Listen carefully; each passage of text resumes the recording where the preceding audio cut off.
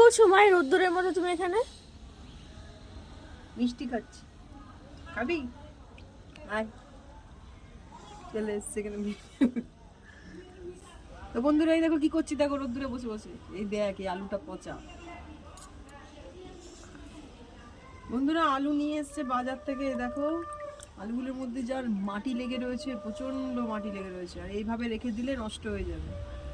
আলুগুলো ধুচ্ছি, পরিষ্কার করে আলুগুলো ধুচ্ছি। দেখো বন্ধুরা ছোট আলুটা ধুয়ে রাখলাম ওই যে, আর এই বড় আলুগুলো এবার ধুচ্ছি। আলুটা না একদম বেশি করেই নিয়ে চলে আসি। আলুটা ঘরের মধ্যে থাকলে অনেকটা, আলু পেঁয়াজ এই দুটো বেশ থাকলে বেশ সুবিধা।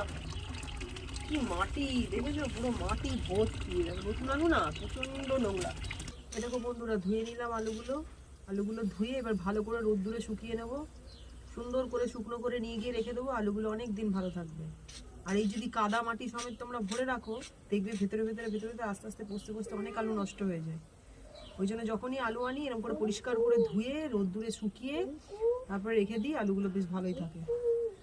তোমরা যারা করো না তারা করে দেখবে, আলু ভালো থাকবে, পরিষ্কার থাকবে। মানে কাটার সময় সে হাতের মধ্যে বালি ধুলো মাটি কিছু লেগে থাকবে না, পরিষ্কার পরিচ্ছন্ন ভালো থাকবে, সুন্দর থাকবে।